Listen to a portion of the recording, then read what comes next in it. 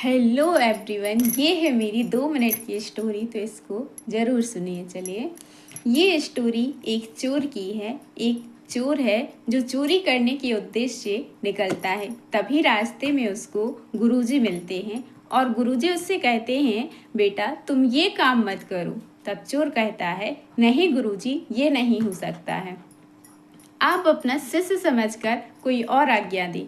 तब गुरुजी कहते हैं, ठीक है। दूसरी बात यह है कि आप जब भी किसी स्त्री को देखो तो उसमें हमेशा अपनी माँ और बहन को देखना। चोर कहता है, हाँ ये मैं कर सकता हूँ।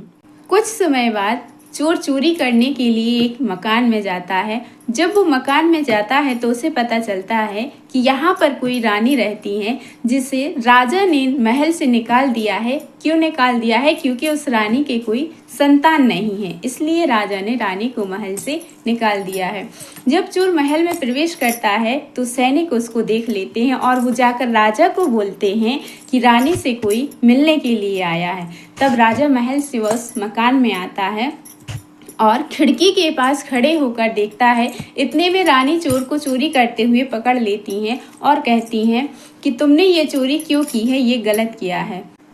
तब चोर कहता है, ठीक है, आप अपना ये सामान ले लो, लेकिन अपने सैनिकों को मत बताना। तब रानी कहती हैं, ठीक है, मैं सैनिकों को नहीं बताऊंगी, लेकिन तुम्हें मेरी एक इच्छा पूरी करनी पड़ेगी। तब चोर 2-4 कदम पीछे हटता है और कहता है, नहीं, मैं नहीं कर सकता हूँ, क्योंकि मैं आप में अपनी माँ को देखता हूँ।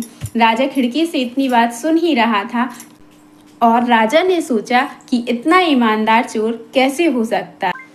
राजा अपने सैनिकों सहित उस चोर को राजमहल ले जाते हैं और उससे कहते हैं कि मांगो, तुम्हें क्या चाहिए। तब चोर कहता है कि जो रानी है आप उनको सम्मान सहित राजमहल में ले आइए।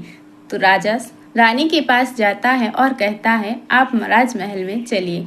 रानी भी राजा से एक शर्त रखती है कि जो चोर है, रानी एक शर्त रखती है कि उस चोर ने मुझ में माता की छवि देखी है तो मुझे भी उसमें अपने बेटे की छवि दिखाई देती है, इसलिए आप भी उसे अपना पुत्र मान लीजिए और अगला उत्तराधिकारी बना दीजिए। राजा रानी की बात से सहमत हो जाते हैं और उस चोर को अपना बेटा मान लेते हैं और उसे अपना उत्तराधिकारी बना देते हैं। एक चोर जो महात्मा जी की एक बात मानकर राजा का उत्तराधिकारी बन गया। यदि इंसान की नीयत साफ है तो काम अपने आप अच्छे होते चले जाते हैं।